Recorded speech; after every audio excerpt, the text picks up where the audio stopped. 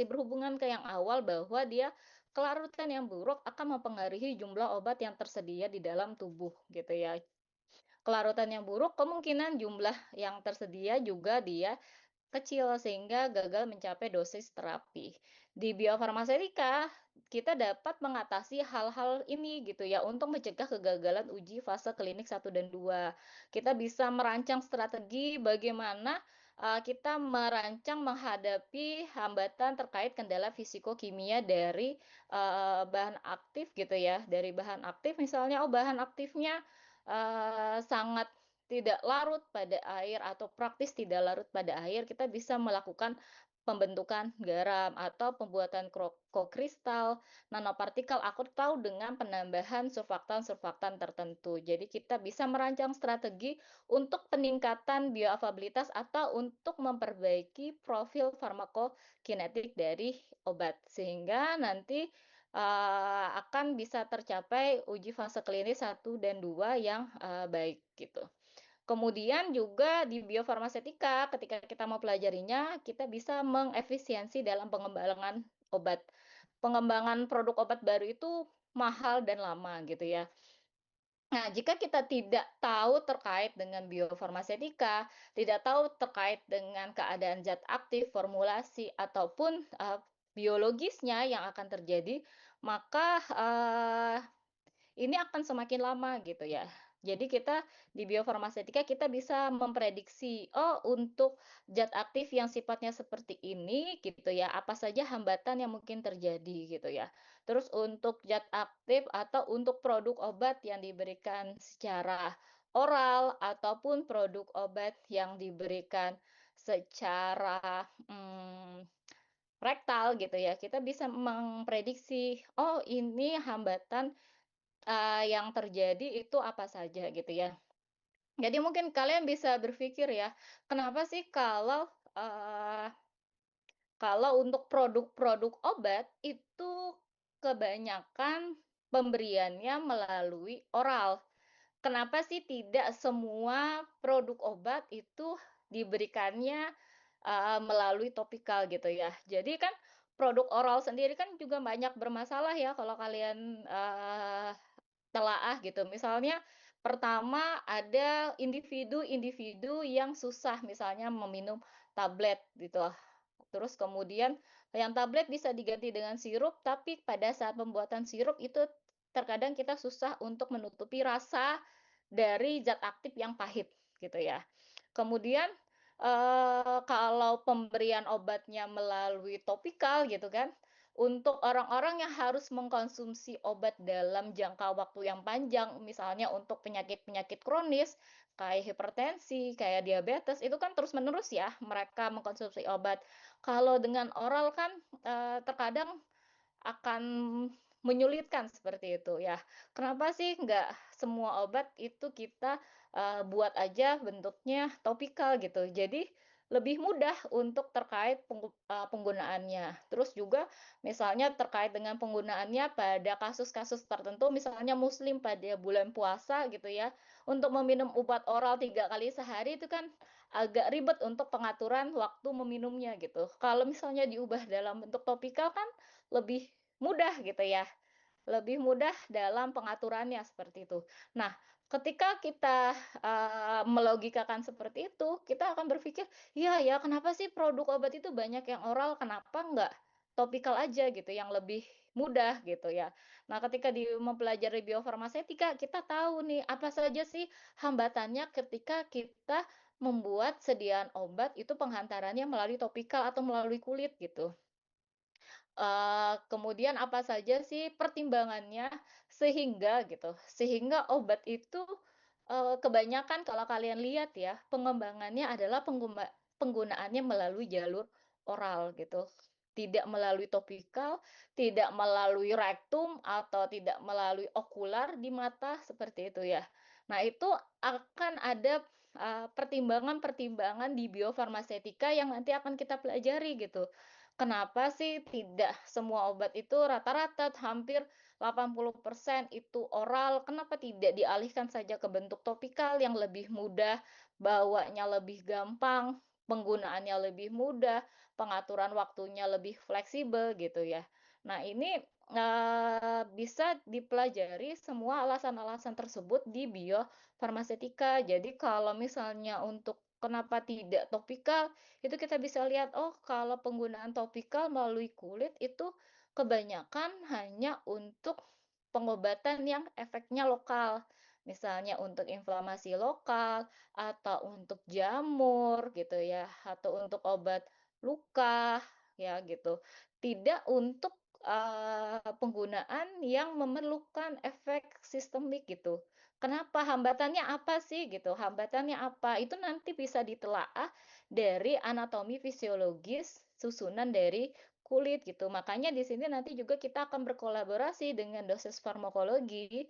Selain nanti kita mempelajari tentang sifat fisikokimia obat, formulasi dan teknologinya, kalian akan kembali mengingat terkait dengan anatomi fisiologi tubuh manusia gitu.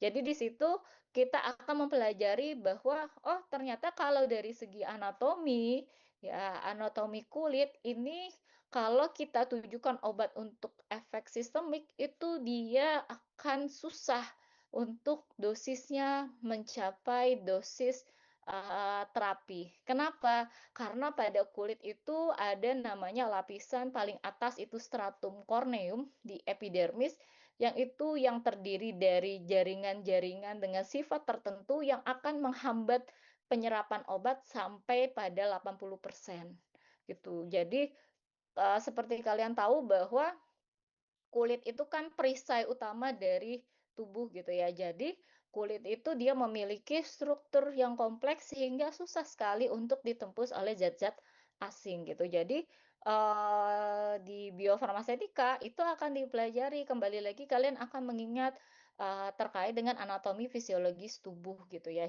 Juga nanti itu akan menjawab kenapa pengembangan obat-obat yang ada di pasaran itu bentuknya lebih banyak ditujukan melalui, oral gitu ya, lebih banyak ditujukan dia melalui jalur oral gitu. Kenapa hanya sedikit yang bisa diberikan melalui jalur topikal atau melalui jalur pemberian pada permukaan kulit gitu.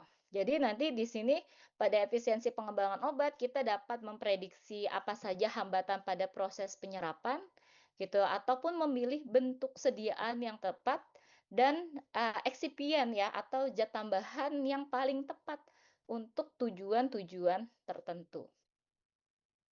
Nah, kemudian di sini juga di biofarmasetika kita akan bisa menjawab isu kritis terkait dengan produk generik dan bioekuivalen. Jadi itu, terkadang 2 sediaan generik gitu ya, zat aktifnya sama, dosisnya sama, tetapi bisa jadi dia belum tentu memberikan kecepatan efikasi yang sama gitu ya. Jadi kadang-kadang ada orang, "Ih saya kalau beli paracetamol misalnya yang merek Pamol dan merek Sanmol, itu merasanya kalau Pamol itu lebih cepat berefek daripada Sanmol gitu. Padahal kan sama-sama paracetamol, sama-sama dosisnya 500 miligram dan sama-sama bentuknya tablet. Tetapi kenapa kok yang merek misalnya ya, misalnya merek Pamol ini lebih cepat nih, lebih cepat terasa efeknya dibandingkan, merek Sanmol misalnya seperti itu. Nah, itu di biofarmasetika kita bisa, sebenarnya menganalisis gitu, menganalisis meskipun bahan aktif sama, bentuk sediaan obatnya sama, dosisnya sama gitu ya, tetapi yang kita tidak tahu adalah eksipien yang digunakannya berbeda, ya. Eksipien yang digunakannya berbeda, metode granulasinya berbeda, kan kalian semester lalu sudah belajar sediaan padat ya. Nah, metode granulasinya berbeda ataupun tekanan pengempaan tabletnya berbeda. Sehingga nanti bisa menghasilkan tablet yang lebih keras ataupun tablet yang pecahnya lebih lambat di dalam tubuh sehingga penyerapannya juga jadi lebih lambat sehingga ada obat meskipun bentuknya sama, zat aktifnya sama, dosisnya sama, ada obat bisa mencapai efek yang lebih cepat, ada obat yang mencapai efeknya lebih lambat seperti itu. Nah, ini itu bisa kita jelaskan secara biofarmasetika gitu ya. Jadi kita tidak menyalahkan, oh ini misalnya obat generik yang tanpa merek gitu ya, yang paracetamol ini jelek gitu dibandingkan dengan generik yang bermerek gitu, tidak gitu ya. Pada saat kedua obat tersebut akan diedarkan, itu ada namanya uji bioekivalensi ya. Uji bioekivalensi itu, dilakukan untuk, meskipun dia, bentuknya berbeda, bahan aktifnya berbeda, mereka secara terapi akan menghasilkan efek yang sama. Nah, meskipun efeknya sama, tetapi biasanya kecepatan untuk mencapai efeknya itu masih bisa ditolerir perbedaan waktunya, gitu ya. Itu berdasarkan perbedaan kalau kita telaah studi biofarmasetikanya gitu ya. Terus juga di sini juga nanti kalian bisa ke depannya melakukan konseling atau substitusi pergantian obat yang lebih bijak berdasarkan prinsip bioavailabilitas gitu. Misalnya nanti kalian dapat resep, oh resepnya ternyata orang tersebut diresepkan adalah obat bermerek gitu ya. Obat bermerek, oh misalnya harga per tabletnya udah 50.000 gitu. Ketika datang ke apotek tempat kalian, kalian lihat, oh ini obat yang bermerek, yang mahal gitu.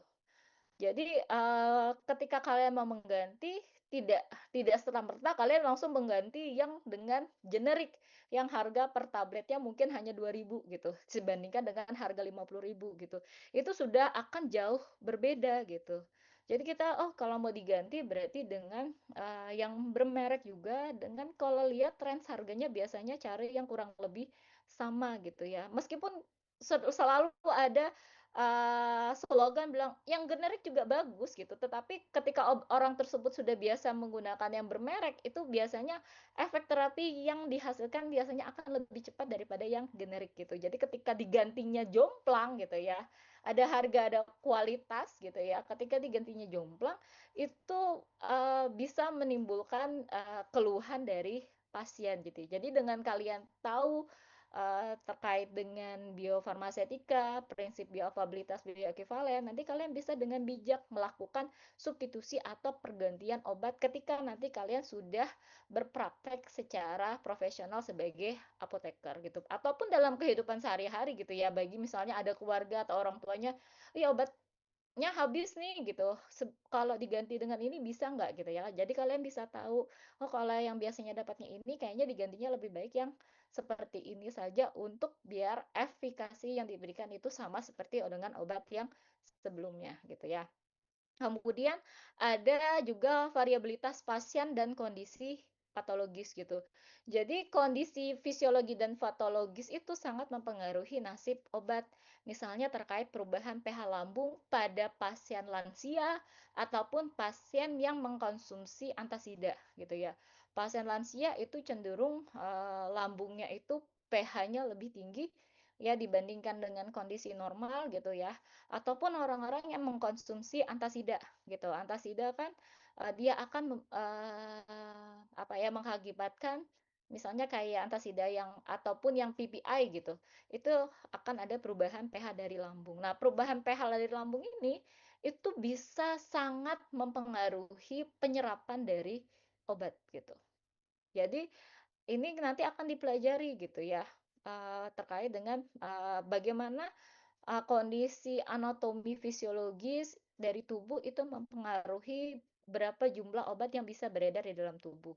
Ataupun karena misalnya ada gangguan, motilitas usus pada pasien yang diare atau gangguan motilitas usus misalnya pada kasus pasien yang, pengidap diabetes gitu ya. Nah, pasien yang diabetes ini biasanya memang akan ada mungkin kalian sudah pernah mempelajari atau nanti akan mempelajari gitu ya. Ada perubahan motilitas usus pada pasien-pasien diabetes yang mengakibatkan perubahan ritme pergerakan dari usus. Nah, kalian tahu bahwa usus ini tempat utama penyerapan pada obat-obat yang diberikan secara oral. Kalau ada gangguan pada motilitas atau pergerakan usus, maka penyerapannya juga mungkin akan terganggu gitu. Jadi ini kita akan pelajari. Terus kemudian pengaruh makanan gitu ya, pengaruh makanan terhadap jumlah obat yang beredar di dalam tubuh gitu. Misalnya, oh ada orang-orang yang, harus makan tablet gitu ya dengan pisang gitu. Apakah nanti itu ngaruh nggak sih di penyerapannya gitu ya? Atau orang-orang yang, kalau minum obat dengan air putih itu masih kayak berasa pahit, jadi dia harus dengan teh gitu. Ataupun misalnya setelah minum obat beberapa menitnya itu mau minum kopi susu di kopi kenangan misalnya kayak gitu. Nah, itu ada nggak ya kira-kira pengaruhnya gitu ya terhadap jumlah obat yang beredar gitu? Ataupun ada orang-orang yang, "Ah, saya ini orang yang hidup sehat," gitu ya. Jadi kalau mau makan obat supaya sehat juga, mungkin supaya efeknya lebih bagus, saya mau konsumsi obat dicampur dengan nanas, misalnya seperti itu. Kan banyak sekali ya, kebiasaan-kebiasaan yang aneh gitu ya, yang aneh ketika orang minum obat, gitu. Nah, ini kita akan lihat bagaimana sih pengaruh-pengaruh tersebut terhadap proses dari biofarmasetika, dari obat masuk hingga dia diserap, pengaruhnya itu di mana. Ataupun misalnya kondisi, posisi ketika kalian minum obat.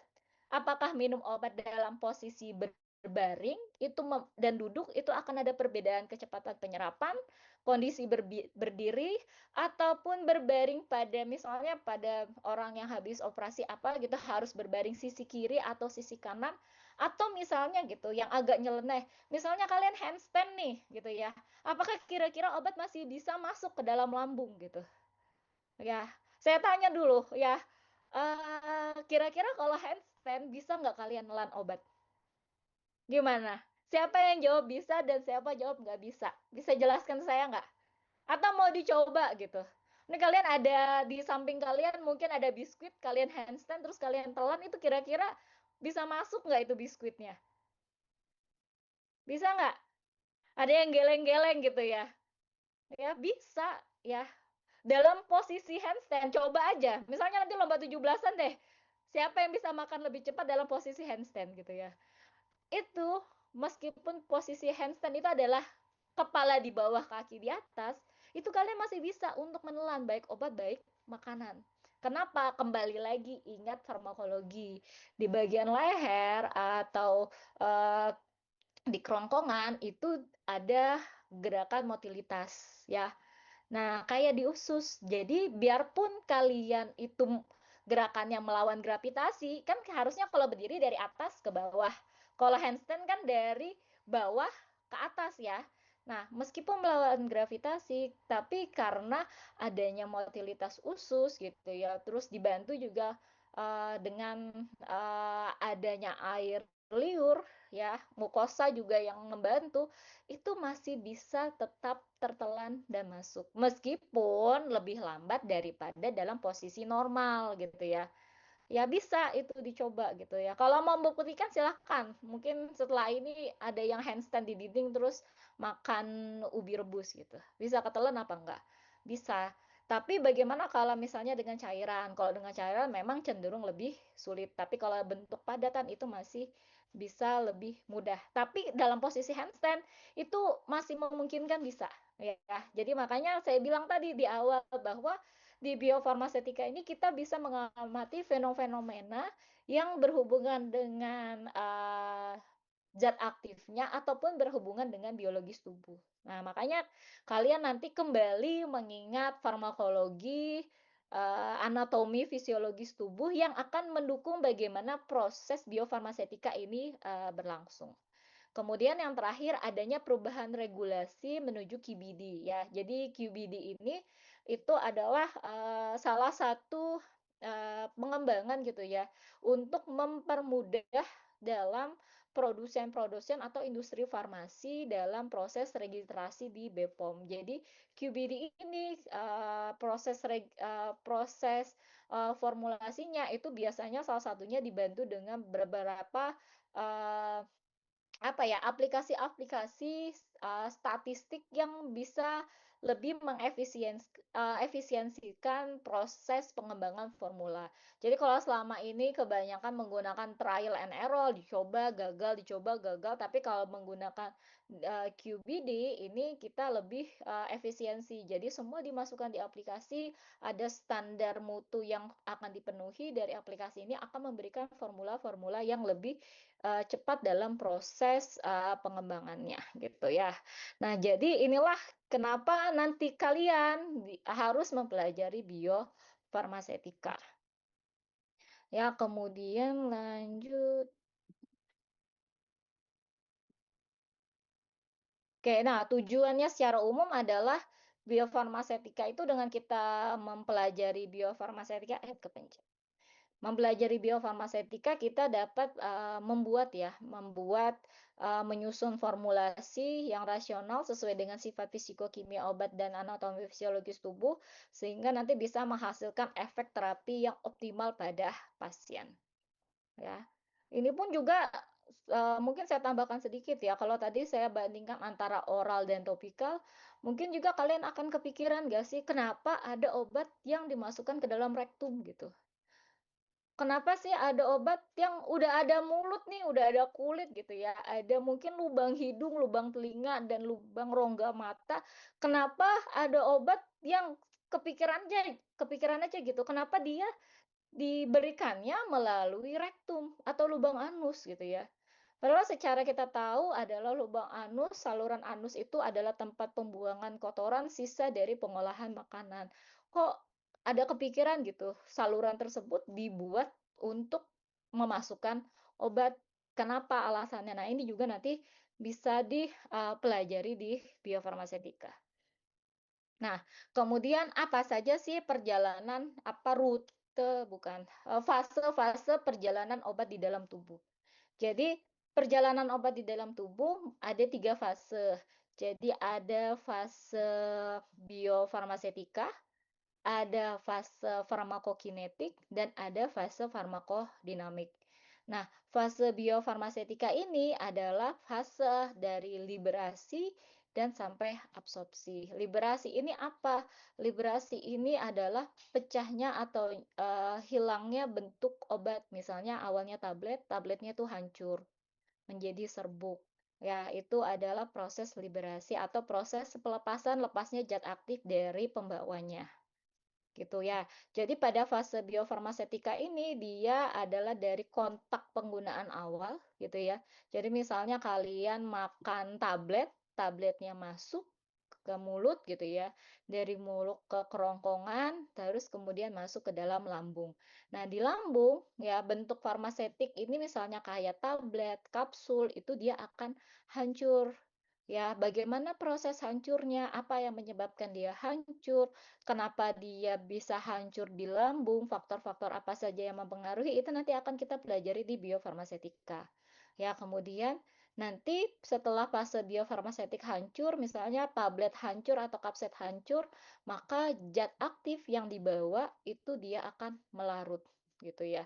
Melarut di dalam cairan lambung ataupun bisa juga dia larut dalam cairan usus. Nah, setelah zat aktifnya larut, maka zat aktif ini akan tersedia untuk diserap ya. Jadi dari lambung, dari cairan lambung, zat aktif di kontak dengan mukosa lambung, kemudian kontak dengan mukosa lambung, dia masuk ke dalam sistem peredaran darah. Nah, ini adalah tahapan biofarmasetika. Jadi biofarmasetika itu dari liberasi sampai absorpsi. Kemudian ada fase farmakokinetik. Nah, fase farmakokinetik ini yang mungkin kalian kenal dengan ATME.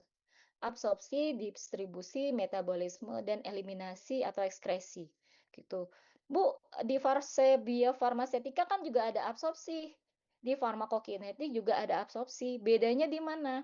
Nah, kalau di biofarmasetika ya, di biofarmasetika ini kita mempelajari proses. Ya, tadi saya bilang bagaimana proses tablet hancur, bagaimana proses zat aktif melarut, bagaimana proses zat aktifnya bisa diserap. Kemudian selain proses, kita juga mempengaruhi faktor-faktor yang mempengaruhi. Ya, apa yang mempengaruhi bahwa bentuk farmasetik ini bisa hancur lebih cepat atau lebih lambat? Apa yang mempengaruhi zat aktif ini bisa melarut lebih cepat atau lebih lambat? Apa yang mempengaruhi zat aktif yang sudah melarut ini bisa diserap ya dengan cepat atau dengan lambat. Jadi, biofarmasetika ini kita mempelajari terkait dengan proses dan faktor-faktor serta alasan-alasan kenapa proses itu bisa terjadi. Berbeda dengan farmakokinetik, seperti namanya itu belajar terkait dengan kinetika. Absorpsi di farmakokinetik gitu, kayaknya di semester ini juga kalian dapat farmakokinetik ya. Nah, yang terjadi di farmakokinetika itu proses absorpsi ini nanti kalian akan menghitung gitu ya. Kalau di farmakokinetik itu melihat kinetika. Kinetika penyerapannya itu menggunakan orde berapa, kecepatannya berapa, waktunya berapa lama, jumlahnya berapa banyak. Nah, itu yang akan dipelajari di farmakokinetika. Jadi ada batasan antara proses absorpsi di biofarmasetik dan absorpsi di farmakokinetik. Kalau di biofarmasetik hanya terkait dengan proses gitu ya. Kalau farmakokinetik itu kinetika, kecepatan, jumlah. Jadi kalau secara bayangan secara garis besarnya, farmakokinetik ini terkait dengan hitungan-hitungan dari proses absorpsi gitu ya. Nah, farmakokinetik ada absorpsi, terus dilanjut distribusi, disposisi atau biotransformasi metabolisme dan ekskresi atau pengeluaran. Terus sehingga hasil akhirnya itu zat aktif tersedia untuk memberikan efek biologis. Tahapan yang terakhir dari nasib obat di dalam tubuh adalah farmakodinamik. Ya, farmakodinamik ini hubungan dengan efek farmakologis, apakah nanti dia menghasilkan efek klinis ataupun menghasilkan efek terapi, efek toksik gitu ya. Jadi ini sudah masuk ke dalam proses, misalnya mempelajari tentang reseptor, reseptor reseptor-reseptor, pengikatan obat dan lain sebagainya ya. Jadi, nah 3 fase perjalanan obat ini gitu ya, di sini kita akan di mata kuliah ini fokus pada fase biofarmasetika gitu ya. Apa sih contohnya biofarmasetika? Ini ada video gitu ya, yang mempelajari setidaknya bagaimana perjalanan obat di dalam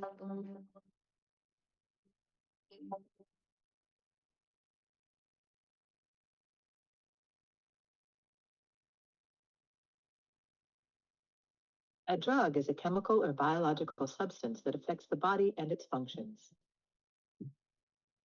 Drug absorption is when a drug enters the bloodstream. The level of absorption can affect the speed and the quantity of the drug at the site of action. This is termed bioavailability. If a tablet releases the drug quickly, blood levels may become too high, whereas slow release may result in low levels of absorption. Additional factors affecting absorption and bioavailability include the properties of the drug and the physiology of the person, such as pH levels in the stomach and its speed of emptying. Therefore, specific formulations are used to release the drug at the desired speed.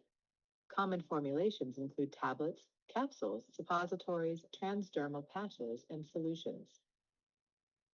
Drug metabolism is the process by which the body breaks down drugs, which mainly occurs by means of enzymes located in the liver. Many factors, including intake of specific foods and other drugs, can increase or decrease the speed at which drugs are broken down, and thus determine their levels within the blood. A drug may be broken down to stop it from working. However, there are other drugs that need to be broken down or modified before they become active. These are known as prodrugs. Some drugs are directly eliminated from the body by the kidneys in urine. For this to happen, the drug must be water-soluble. Drugs that are not water-soluble may be metabolized by the liver or enzymes in the blood into breakdown products that can be eliminated in urine.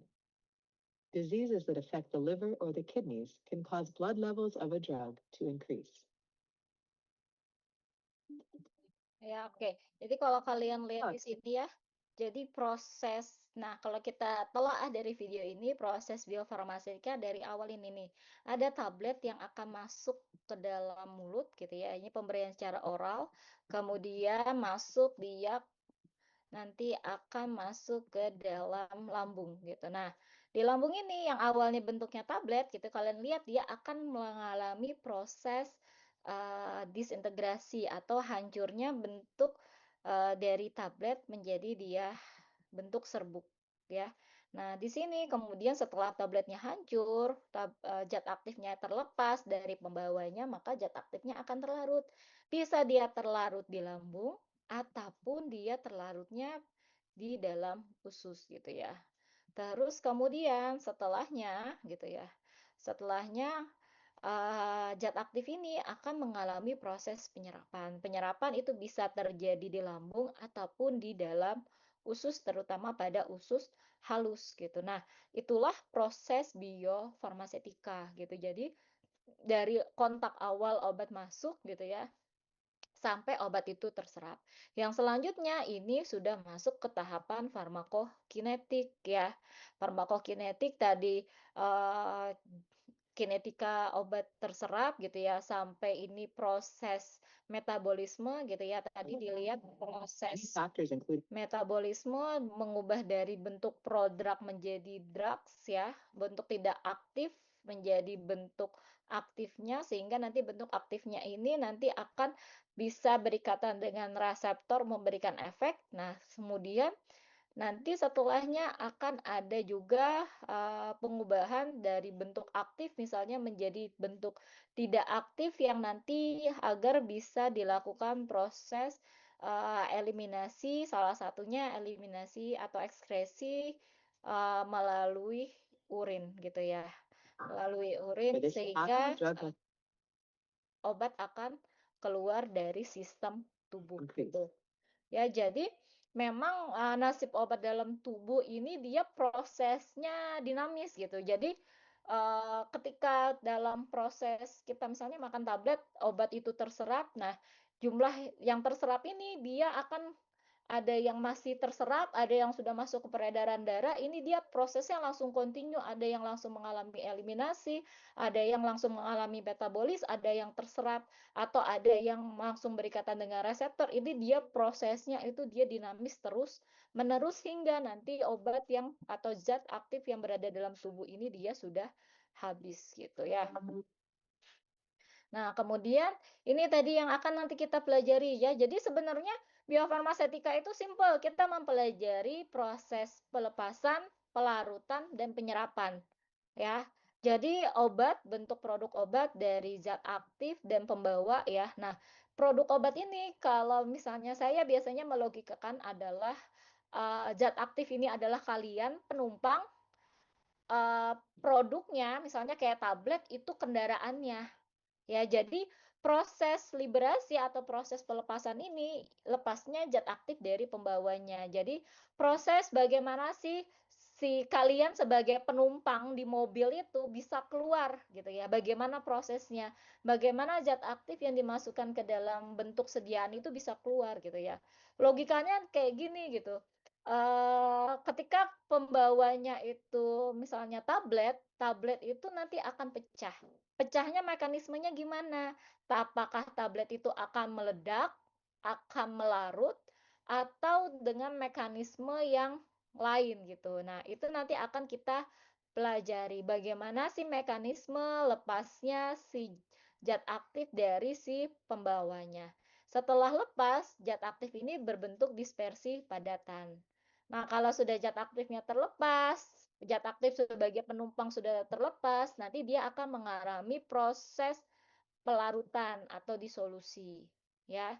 Proses pelarutan ini wajib terjadi gitu ya. Jadi proses pelarutan ini nanti dia akan mengubah dari dispersi padatan menjadi dispersi molekuler. Nah, yang maksud dispersi molekuler itu apa? Kalau dispersi padatan itu kayak kalian ada gelas, gelas itu kalian isi garam. Kita masih bisa membedakan mana air yang ada dalam gelas dan mana garamnya.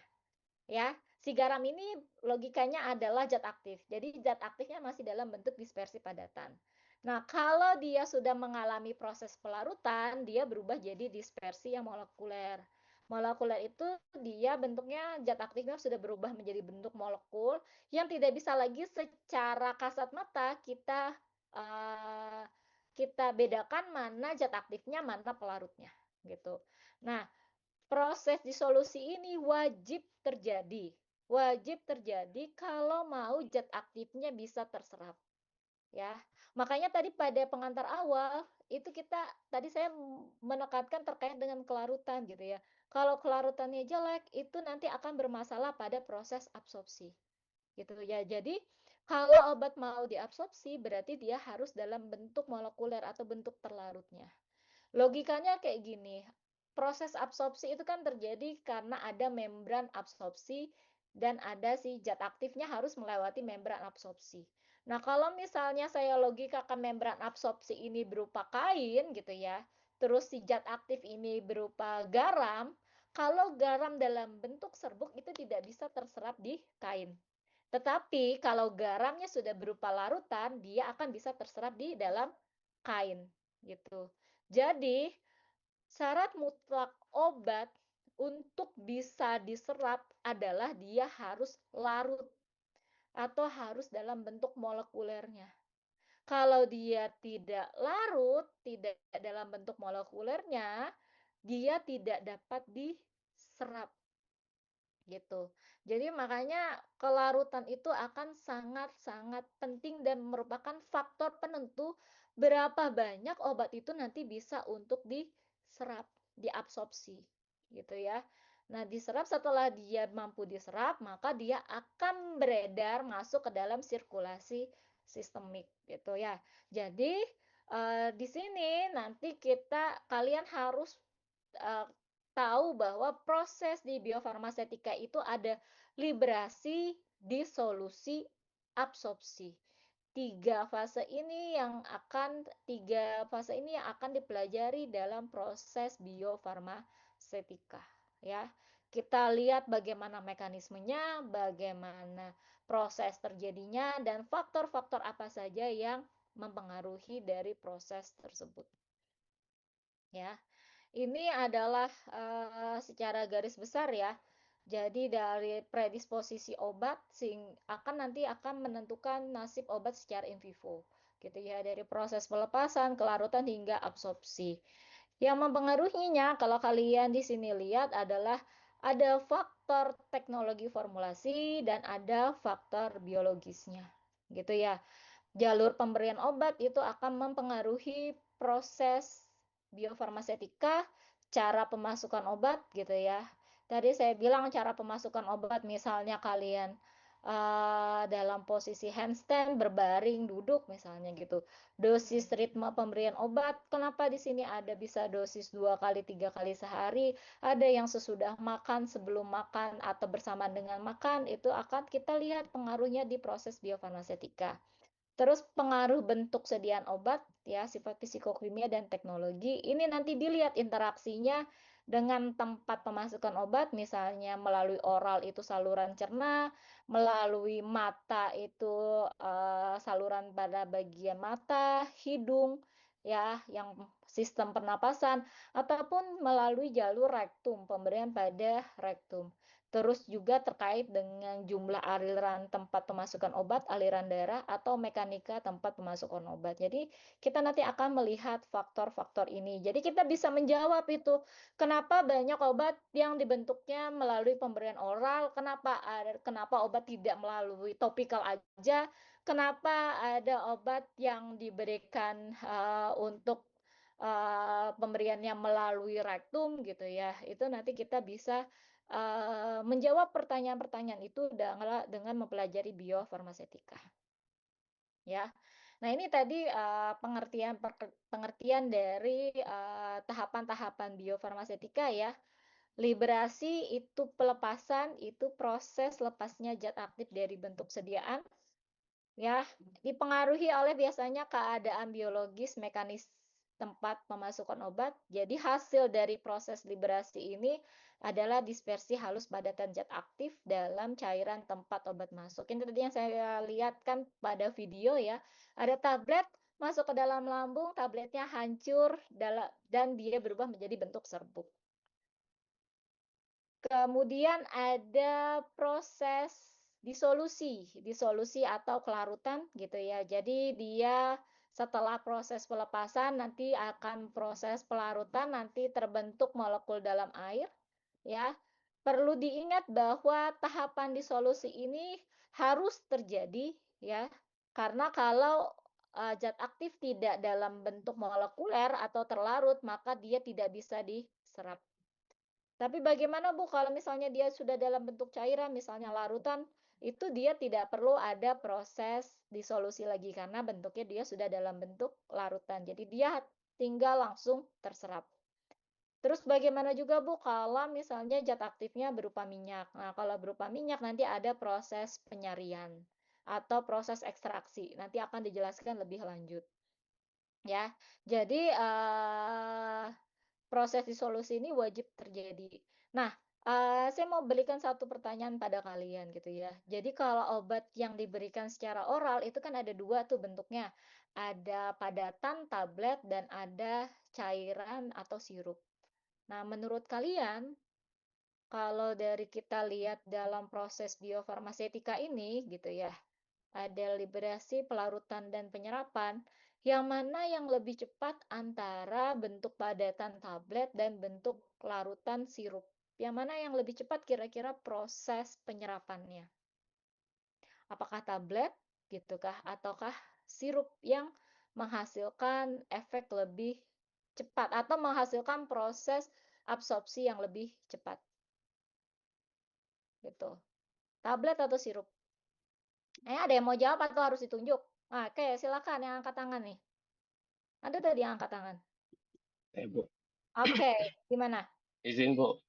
Ya, Kalau dari teori sebelumnya, jawabannya yang bentukan cair, karena dia nge-skip proses apa disintegrasi.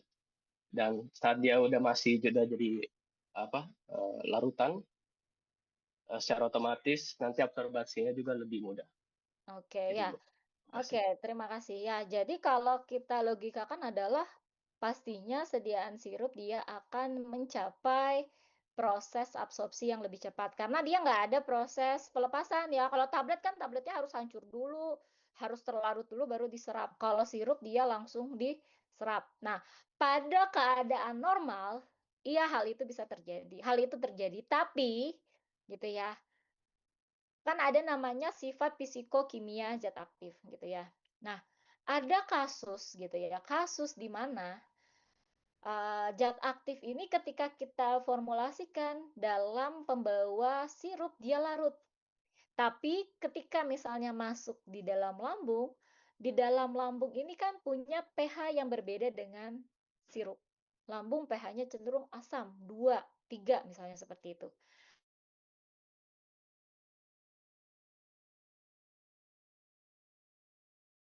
Sirupnya dia larut, tapi ketika kontak dengan lambung, dia berubah menjadi bentuk padatan yang tidak larut. Nah, pada kasus seperti itu, bisa jadi sediaan sirup ini yang harusnya secara logika normalnya dia lebih cepat, dia bisa menjadi lebih lambat daripada tablet, gitu ya. Nah, jadi ketika nanti kalian ke depannya mendapatkan pertanyaan terkait apakah lebih cepat tablet ataupun sirup, jawabannya tergantung. Tergantung dari sifat psikokimia dari zat aktif. Apakah zat aktifnya bisa pertama, dia bisa lebih cepat sirup absorpsinya jika ketika dia masuk ke dalam tubuh kontak dengan pertama kali dengan cairan lambung, dia masih tetap dalam bentuk terlarut. Maka dia akan langsung segera untuk diserap. Jawaban yang kedua, bisa jadi yang sirup lebih lambat daripada tablet. Ketika sifat psikokimia zat aktifnya, misalnya dia kontak dengan cairan lambung dengan adanya perbedaan pH ataupun karakteristik sifat cairan lambung, dia berubah menjadi bentuk zat aktif yang tidak larut atau kristal yang tidak larut. Maka penyerapannya mungkin akan lebih lambat daripada tablet. Jadi ketika ada pertanyaan apakah lebih cepat tablet ataupun sirup, kalian harus tulis di awal jawabannya adalah tergantung. Tergantung sifat dari zat aktif. Makanya saya bilang kan, secara garis besar yang akan dipelajari cuma ini nih, cuma satu slide ini, liberasi, pelarutan, dan absorpsi. Tetapi gitu ya, tidak ada satu jawaban pasti terkait dengan hal tersebut gitu ya. Kenapa? Oh, zat aktifnya larut, tapi pada keadaan anatomi fisiologis, saluran cerna bisa mengubah dia jadi tidak larut gitu ya. Bisa jadi dia lebih lambat gitu. Terus kemudian, oh nih, dia dalam bentuk, tidak, apa, dalam bentuk yang secara fisikokimianya jelek, tetapi ternyata ketika dia masuk ke dalam tubuh, dia bersinergis dengan anatomi dan fisiologis tubuh gitu ya. Jadi kita harus meninjaunya dari berbagai macam faktor. Makanya kalau ketika kita menjelaskan biofarmasetika itu tergantung gitu ya.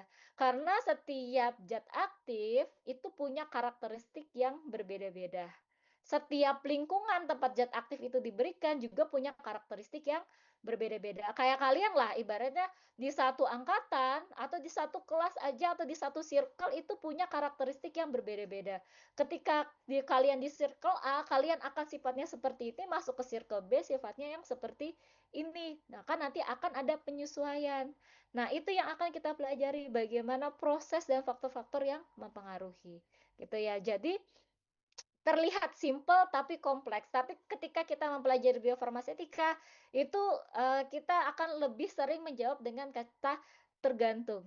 Tergantung dari ini, tergantung dari ini, tergantung dari ini, gitu. Jadi, untuk mengatakan suatu yang pasti, itu kita harus kenal dulu, sifatnya. Jadi kita bisa tahu ya. Jadi kalau nanti ditanya, tablet atau sirup mana yang lebih cepat? Tergantung lah, tergantung dari sifat dari bahan aktifnya yang dibawa. Ya. Kemudian, yang terakhir adalah proses penyerapan. Nah, proses penyerapan ini ya adalah, masuknya molekul-molekul obat ke dalam tubuh atau sirkulasi sistemik yang melewati saluran membran biologis. Ya, jadi ini tahap akhir biofarmasetika, tapi dia tahap awal dari proses farmakokinetika. Ya, kemudian nah, biofarmasetika ini nanti akan berhubungan dia dengan bioavailabilitas ya. Mungkin sudah pernah kenal ya bioavailabilitas atau ketersediaan hayati itu, secara singkatnya adalah jumlah obat atau zat aktif, konsentrasi zat aktif yang tersedia di dalam tubuh, gitu ya. Jadi konsentrasinya berapa sih? Dan ini nanti berhubungan dengan dosis, gitu ya. Kan secara coba kalian bayangkan ya, ada obat misalnya kayak CTM cuman 2 miligram. Parastamol dosisnya harus 500 miligram baru memberikan efek. Nah, kenapa sih ada perbedaan dosis pemberian seperti itu? Semua berhubungan dengan bioavailabilitas. Ya, jadi nanti bioavailabilitas ini penting sekali terkait dengan nanti penentuan dari yang menentukan dosis obat yang diberikan itu berapa. Dan nantinya akan menjadi acuan untuk sediaannya yang kita gunakan itu seperti apa, jalur pemberiannya lebih baik yang mana, seperti itu, ya. Nah, ini adalah proses alur biofarmasetika dari sediaan tablet, ya. Kalau kalian ingat di semester lalu kalian kan pernah mempelajari terkait dengan pembuatan tablet, ya. Nah, proses biofarmasetika ini itu kalian kembali lagi harus mengingat bagaimana tablet itu dibuat gitu ya. Jadi kalau di alur biofarmasetika tablet, tablet ketika masuk ke dalam tubuh dia mengalami proses penghancuran pertama. Jadi dari tablet dia berubah menjadi granul.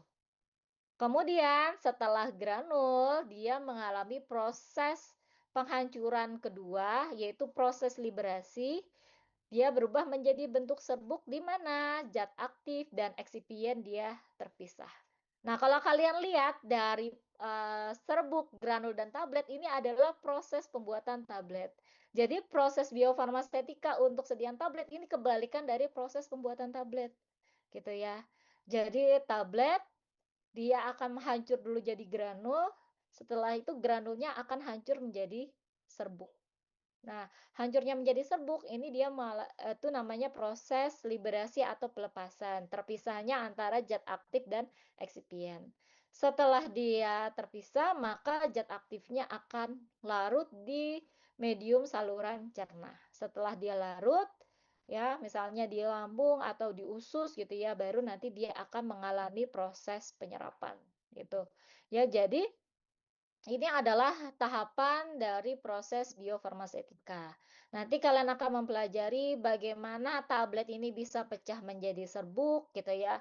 Dipengaruhi apa dari faktor formulasinya? Itu misalnya dipengaruhi oleh kalau kalian ingat di semester lalu itu banyak sekali jenis penghancur ya yang bisa digunakan ya sebagai disintegran gitu ya. Nah, jenis penghancur ini akan mempengaruhi proses bagaimana tablet ini bisa hancur menjadi granul ketika dia masuk ke dalam saluran cerna.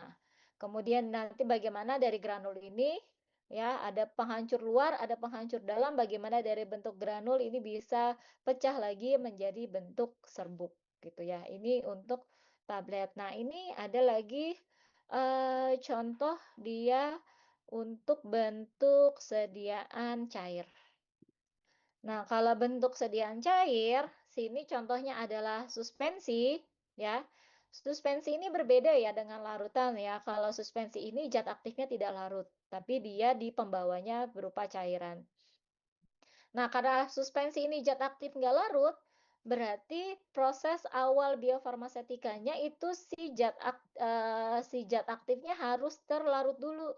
Harus mengalami proses pelarutan di saluran cerna, zat aktifnya terlarut, nanti baru bisa diabsorpsi untuk dia masuk ke dalam sirkulasi sistemik, gitu ya.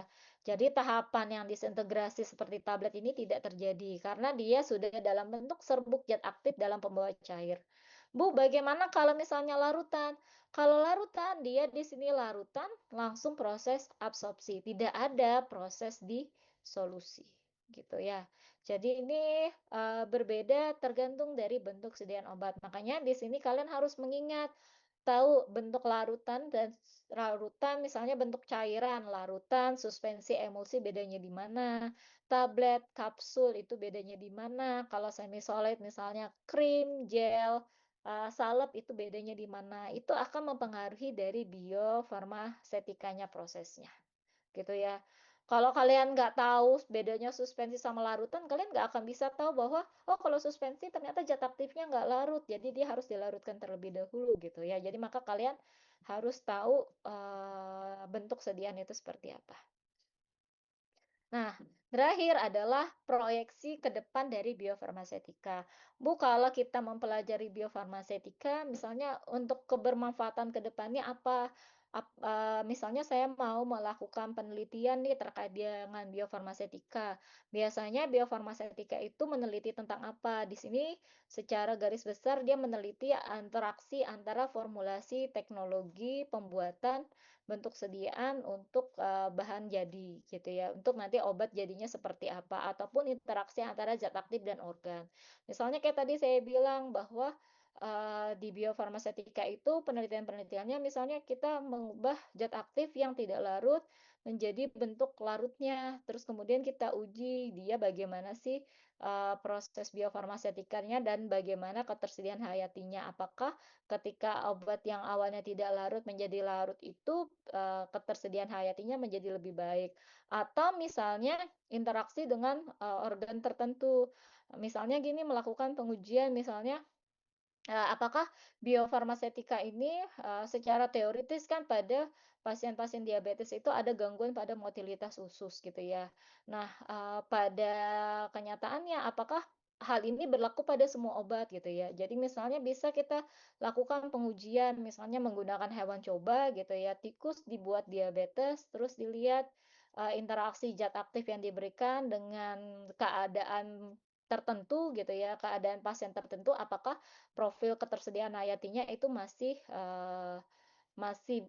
sama ataupun berubah gitu. Nah, ini ada beberapa contoh juga selain itu ya, misalnya analisis bioekivalensi obat secara in vitro, uji kelarutan terhadap vitamin C, merek dagang A dan merek dagang B. Ataupun misalnya dengan kayak tadi saya contohkan paracetamol misalnya generik, merek Pamol dan merek Sanmol gitu. Apakah dia ekivalen secara in vitro? Atau juga ada studi perbandingan penggunaan terkait dengan bahan eksipien gitu ya. Apakah bahan eksipien tertentu ini akan mempengaruhi profil dari kelarutan atau disolusi dari suatu jenis obat gitu ya. Nah, ini adalah beberapa contoh ya, bayangan untuk penerapan atau penelitian-penelitian yang berhubungan dengan biofarmasetika. Bu, bagaimana Bu, misalnya kayak dengan bahan alam Bu, penerapannya seperti apa? Ataupun terkait misalnya interaksi. Dulu pernah ada kakak tingkat kalian kalian, saya lupa angkatan berapa, itu dia pernah, melihat interaksi, meminum obat tertentu gitu ya, diminum dengan berbagai macam jus buah gitu. Apakah, profilnya, bioavailabilitasnya ada dipengaruhi atau tidak gitu ya, ataupun meminum obat dicampur dengan berbagai minuman, misalnya minuman kopi kekinian gitu ya, apakah akan mempengaruhi atau tidak dari profil bioavailabilitasnya, gitu. Itu bisa, menjadi salah satu, ide untuk, bayangan penelitian ke depan gitu ya, untuk, biofarmasetika ini. Oke, habis slide-nya ya. Jadi itulah, pengantar ya, pengantar, mata kuliah biofarmasetika. Jadi sebelum kita masuk lebih jauh, kita tahu dulu biofarmasetika itu mempelajari apa, hasil akhirnya apa, tujuannya apa, dan kenapa kita harus mempelajari di biofarmasetika. Oke, sampai sini apakah ada pertanyaan?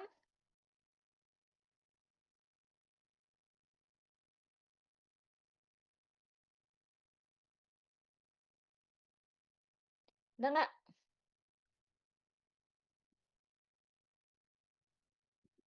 Oke, kalau tidak ada, nanti saya tunggu dari cutting atau PJ masing-masing kelas untuk biofarmasetika nanti untuk mengirimkan, daftar hadirnya ya. Kemudian nah ini tadi mau saya sampaikan ternyata ada kegiatan-kegiatan ya di fakultas. Jadi untuk, farmasetika kayaknya tidak bisa lanjut setelah ini. Mungkin nanti kalian diskusikan kapan satu waktu ya untuk farmasetika 4 gitu ya. Jadi mata kuliah farmasetika 4 nanti kalian atur waktu kapan bisa, eee kapan bisa kita pertemuan online lagi seperti ini? Karena harusnya kan setelah ini ya, tapi ternyata saya dapat WA ada kegiatan di, fakultas, jadi nggak bisa kita lanjut ya. Nanti, para PJ silahkan berdiskusi kapan waktunya kita pertemuannya masih online untuk pertemuan pertama Farmasetika 4 ya. Ya, oke, oke. Ya, kalau tidak ada yang ditanyakan, mungkin saya tutup pertemuan Permisi, kali Bu. ini. Ya, kenapa? Saya mau konfirmasi, Bu, mengenai absen. Mhm. Baru-baru aja tadi udah bisa, Bu. Tapi pas mau absen sudah habis waktunya, Bu. Sudah tertutup startnya. Oh, gitu. Nanti saya infokan lagi ya kalau sudah saya bukakan ulang gitu ya, nanti kalian absen, ya. Nanti gini aja, masing-masing PJ, mungkin WA saya ya, biar nanti saya bisa forward ke masing-masing PJ untuk, kapan presensinya saya buka, ya. Oke? Oke, kalau gitu saya tutup pertemuan ini. Terima kasih atas kehadirannya. Semoga bermanfaat. Sampai ketemu di pertemuan selanjutnya. Wassalamualaikum warahmatullahi wabarakatuh. Selamat pagi. Waalaikumsalam warahmatullahi Warahmatullahi wabarakatuh. Terima wabarakatuh. kasih, Terima Bu. kasih See banyak, you. Ibu. Makasih, Terima Bu. kasih, Bu. Makasih, Bu. Cutting sama